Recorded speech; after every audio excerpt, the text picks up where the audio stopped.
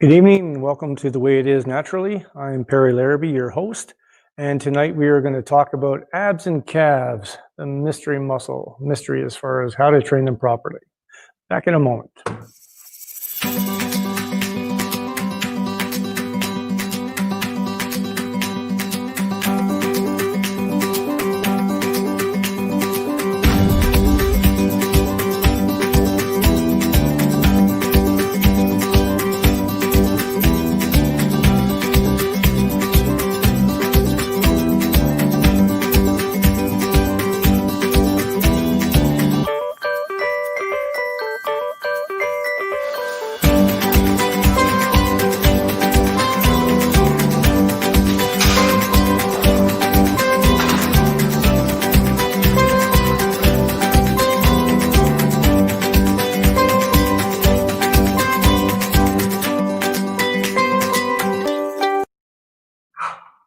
Welcome back. Welcome back.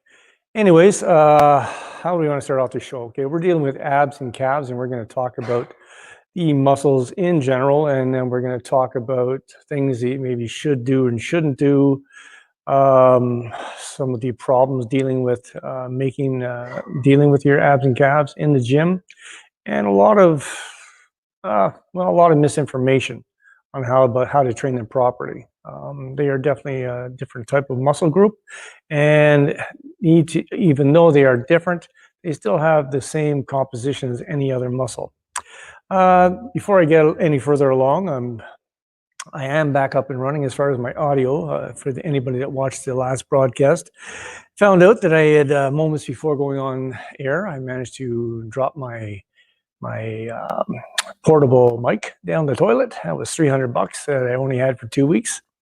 Anyways, fun and games, but I got another replacement tonight. It seems to be working fine, so that's good. What else?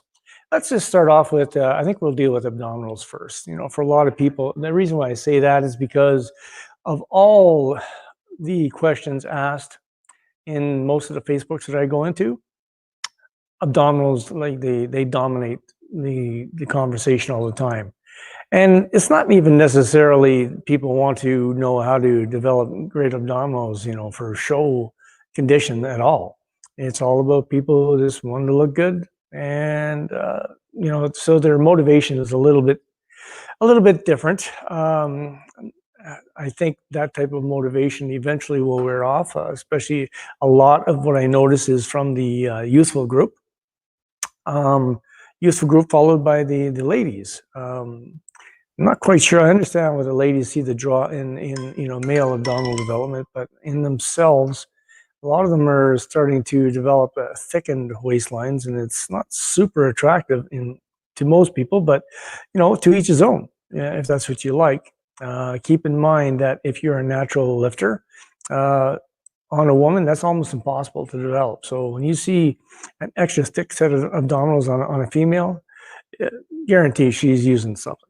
Okay, so you don't get that naturally. You would be maybe 1 in a million that might be able to, just like most in men as well. I know a couple of individuals that I started training with that naturally had great abdominals, but they were always very lean as well. But to have very well defined abdominals and very thick abdominals is two different things.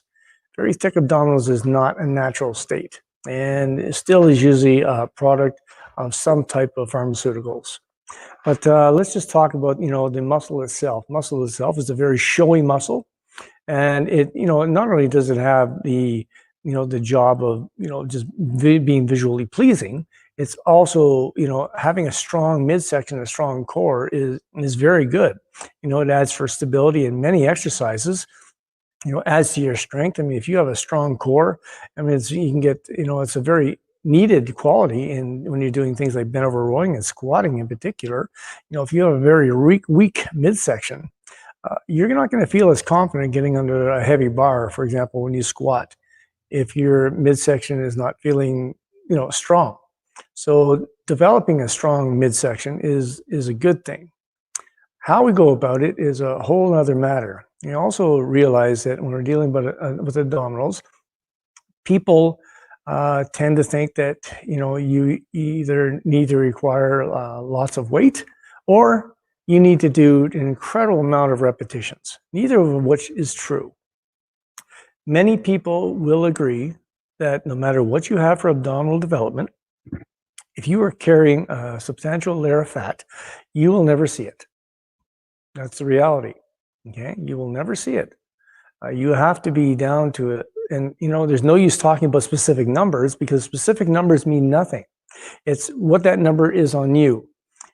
Joe Blow could be 6% and have, very vague abdominals, and, other Joe Blow could be 10% and have very defined abdominals. So it's not a linear thing, okay? So how do you go about achieving a good abdominal midsection look? Well, to me, the ideal midsection look is not actually super thick. It is strong and defined, but small as possible. If you're the type of person, and I'm talking mostly males here, that wants a very Herculean physique, and you don't care if you have a very tapered look, you just, you like that blocky look, that's fine. Then you could work at developing your abdominals from all different angles. On the other hand, most general young men or even older men who just want to have a pleasing physique, whether it be for themselves, for their girlfriends and wives, or just the general female population, or to get on stage, you want the teeniest waist possible, and therefore making your shoulders look as wide as possible. The classic X frame is, what you're after.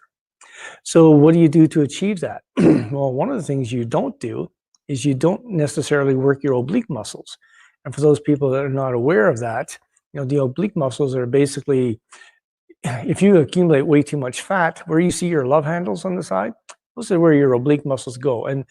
But when you're tapered down in body fat, that's that line that people will see that, outlines the lower part of the abdominal going down into the pelvic region. That's all, a transition from your obliques, to your lower abdominal area, and, so what you want to do is you want to have that toned and developed to a degree, but you want to stay away from things that actually accumulate growth. You don't want a wide waist.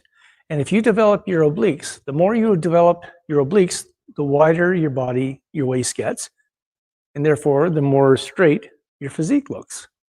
So unless you're blessed with barn door wide shoulders, keeping your waist as small as possible is to your benefit. And you can still have a very strong core by not having, super defined obliques. But by doing any type of twisting motion, any type of side bend, you're starting to bring in a lot of your the intercostal development is good, but you're starting to bring in intercostals, obliques, and the intercostals are this area in here, that tie in below beside your rib cage into your abdominal area. Okay, so having that area well defined is great, but you don't want to thicken it up, and that goes for the whole abdominal area. You just do not want to thicken abdominal area. Several years back, and to this day, it's still there. I doubt it's going to go away because it's basically been inflamed by drug abuse. We have what's called is bubble gut, and you see this in both males and females, unfortunately. And I'm going to show you some, and you may think, well, these are just rare cases, but no, this was actually the norm. I'm going to bring on a couple of pictures here. I think we'll be able to bring that up on the screen. Okay. This is also known as, in early stages, it was actually known as Palumboism. A gentleman by the name of Dave Palumbo, who has a well-known YouTube channel, and he is an advocate in many ways for drug use. His show is actually almost centered on, what drugs to take and answering questions on people's drug cycles, which I'm totally against, but this is what he chose to do. Anyways, he was one of the first people that visually had this syndrome where they had this tremendous extrusion of the midsection. And 3 years ago at the Olympia, every athlete on that stage had what you're seeing right in front of me right now. And the only times, they had to do everything they could to hold that in while they're on stage. So all the beauty of an X-frame physique has gone down the toilet.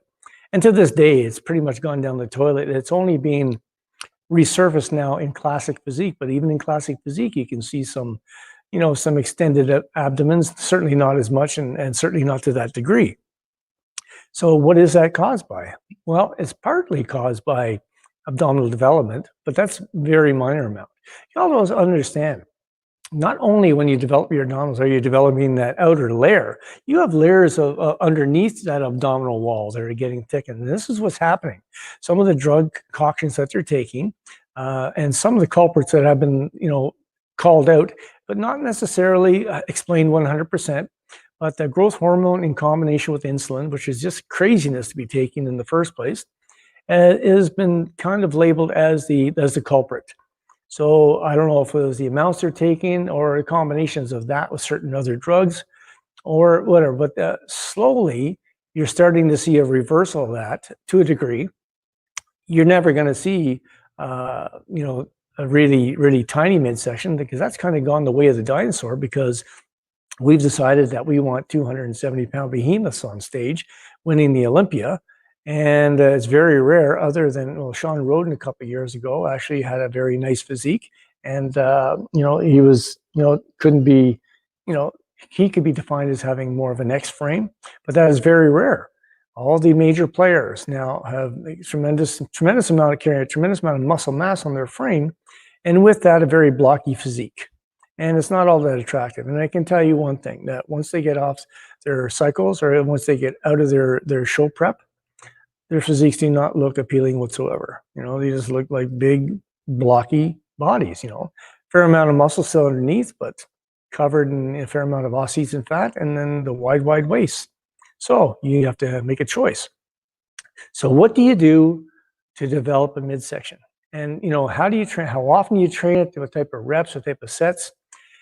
I've been training people and myself for over 4 decades, and I have always had great abdominals, tremendous intercostals, serratus, the whole shebang, and a very, very good V-taper. My waist at showtime is in the area of 26 inches. And even to this degree, at 60 years old, I'm going to see what happens this year when I get ready for a show, because I had tremendous hernias develop after major surgeries over the last couple of years, but we'll see. But I would bet that even in that case, my waist probably still isn't above a 29 or a 30 at showtime, tops. I'd say probably 29. So how did I go about doing that, and how do I teach my clients? Well, I believe that your abdominals can be worked every day, but I don't believe you should be doing a lot of work for them.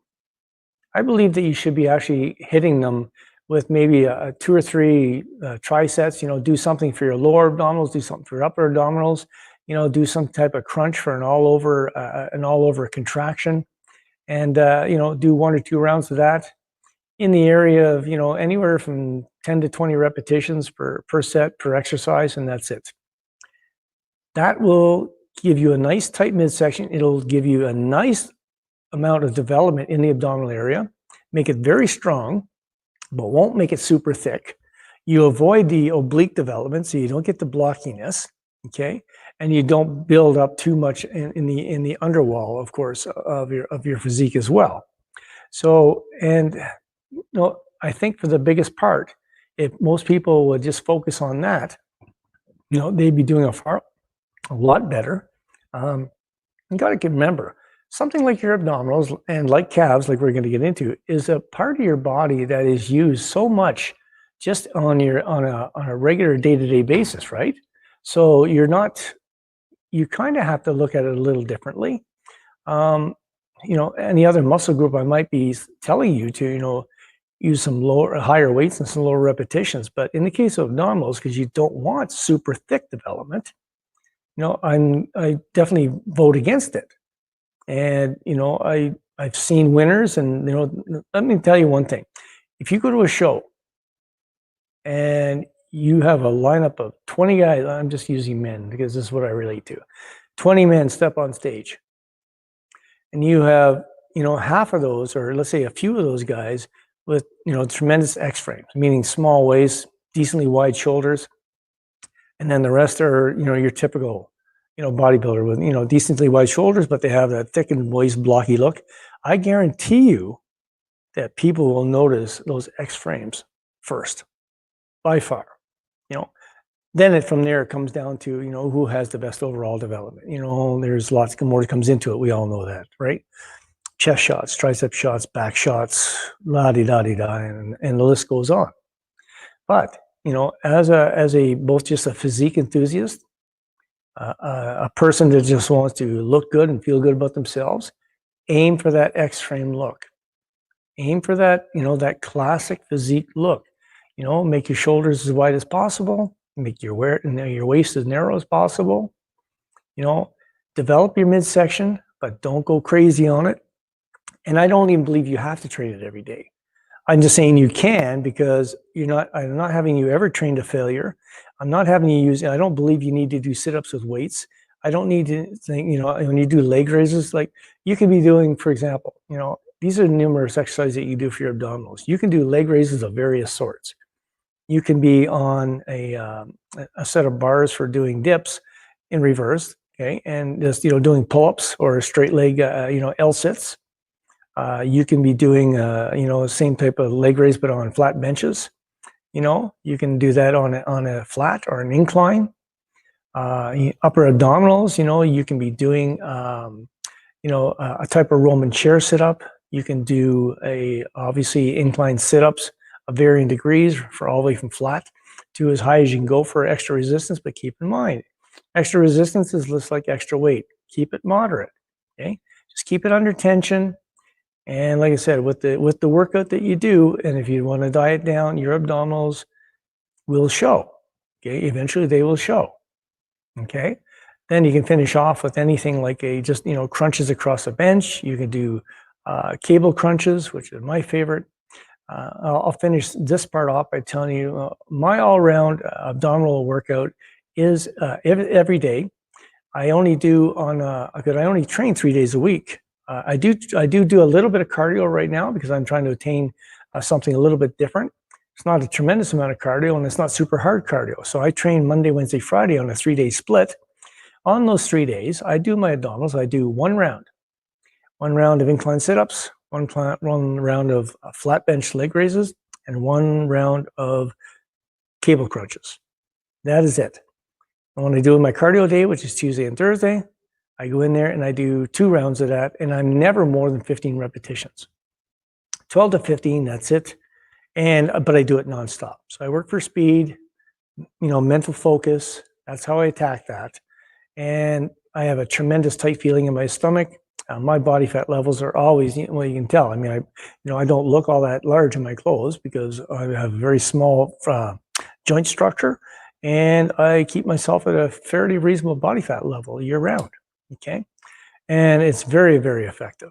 And I don't believe you need to do more than that. Keep in mind, the other thing too is, people will find, just like the calves, it's one of those muscle groups that once you really start focusing in on, it's one of those muscles that can be hard mentally to work through, because once you start getting into, 15 repetitions or so, and you're working at a good pace, you start to get a good burn in those muscles. And that's where you separate, the also-rans from those that really want it. By the time you do your second round, if you haven't been stopping at all, I guarantee you're feeling the burn in that midsection. And that's, that's a good motivator for people. It doesn't necessarily mean growth. It doesn't necessarily mean, you're going to have the best midsection. Okay. The last thing I'm going to say about abdominals is there is definitely a genetic component. I know people that, if you touch their stomach, it's like a rock. If you, if you look at them, they have carrying very little body fat on them. But unfortunately, they just do not have much in the way of ab development. And these are people that actually tried to develop their abs. I'm not talking about people just followed, a general routine like I just outlined. They actually tried. They tried weighted exercises. They tried it all.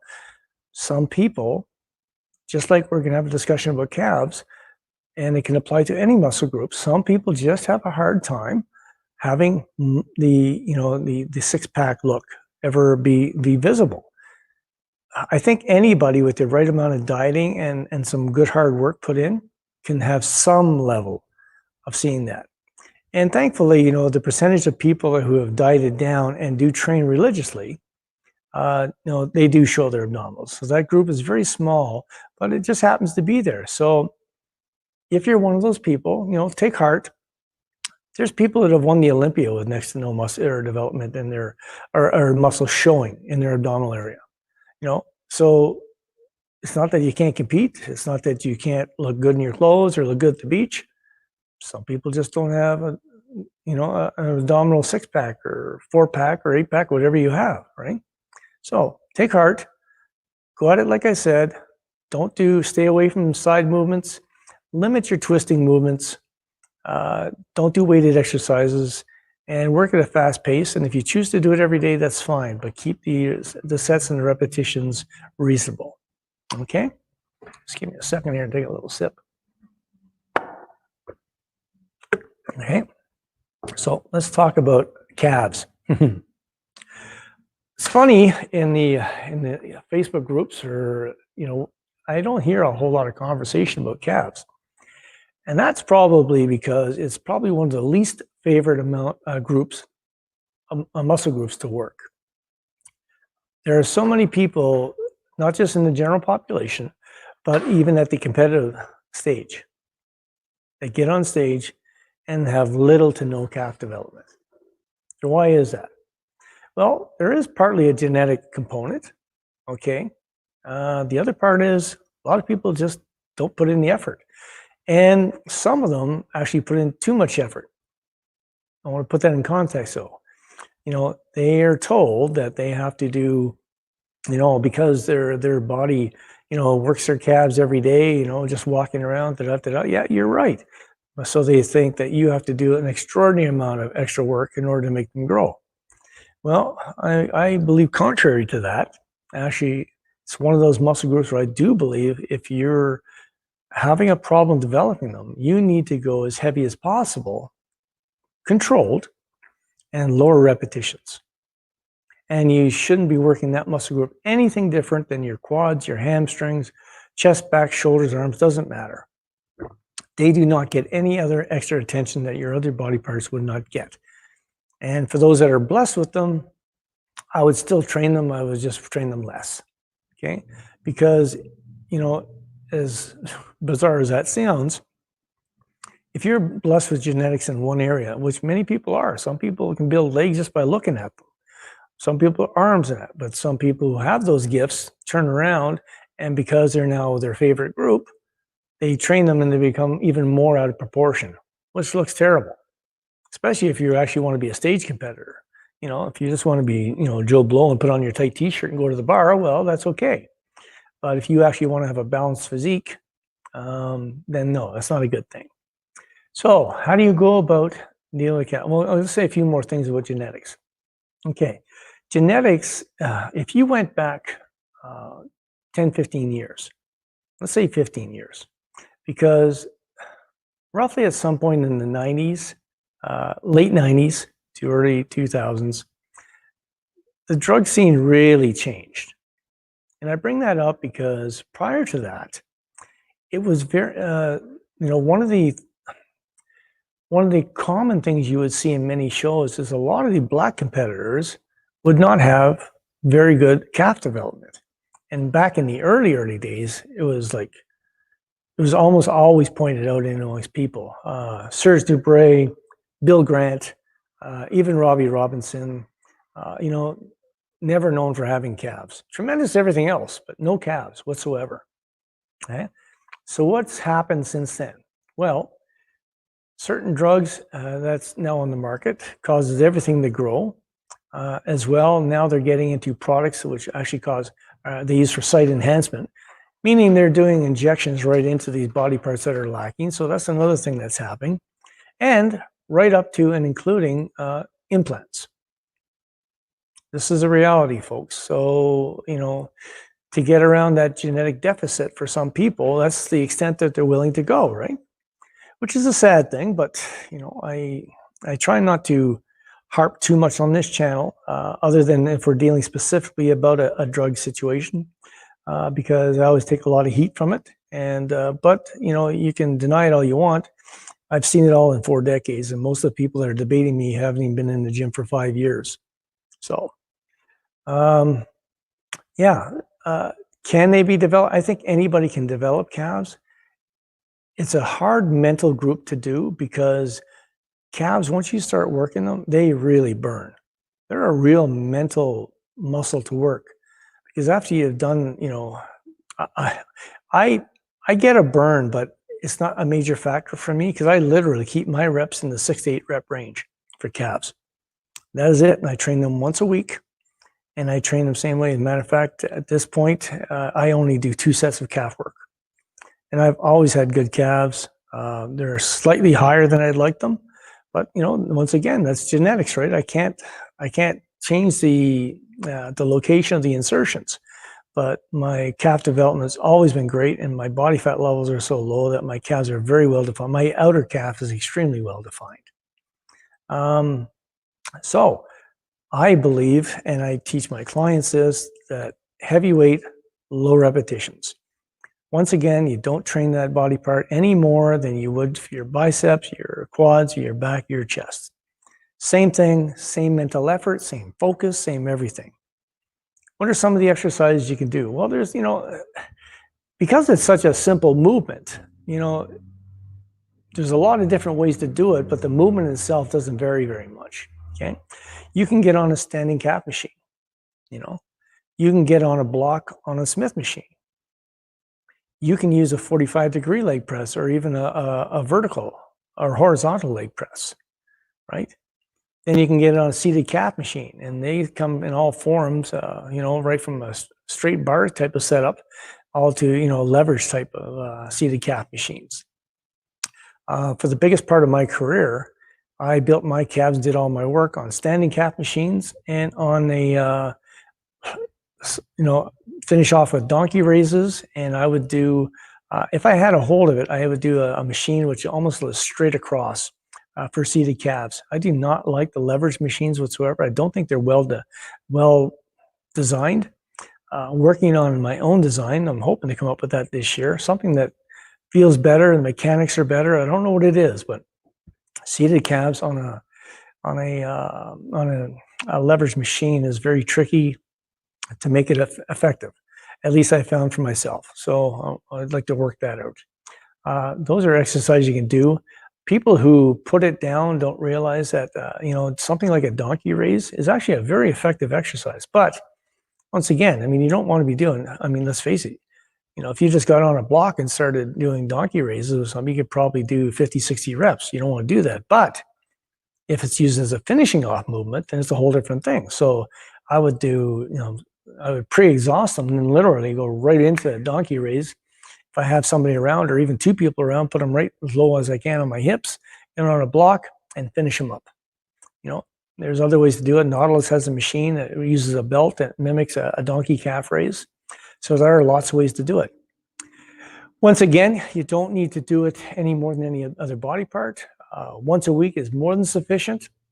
You can debate me all you want on that, but I find that most people are going to overtrain their calves rather than undertrain them.